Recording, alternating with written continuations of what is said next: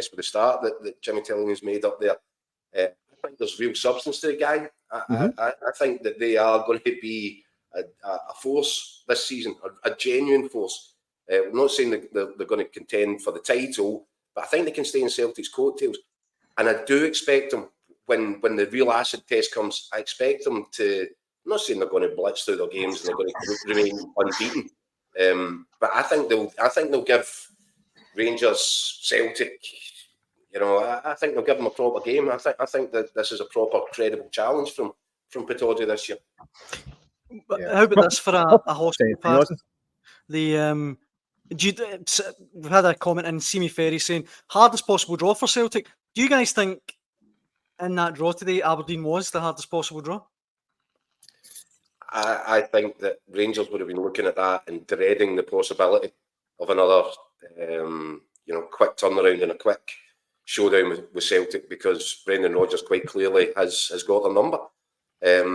Rangers actually need a bit of breathing space and a bit of room to grow before they come round to face Celtic again. Now, whether that's in the League Cup final in December, I think that would be, or whether it's the league game at the start of January, I think the last thing that Rangers need right now, where they're trying to lick their wounds and try and build some sort of momentum, the very last thing that they needed was to be thrown back on a quick collision course with Celtic. Mm-hmm. So, in that regard, I think Celtic would be more than confident going into an Old Firm game if one was to be played in the next few weeks. But there's an unknown quantity about this Aberdeen side just now, isn't there? And that's what makes it intriguing. So, I think maybe there is more jeopardy for Celtic facing Aberdeen in the semi-final than there would have been had they been thrown back into the melting pot with Rangers.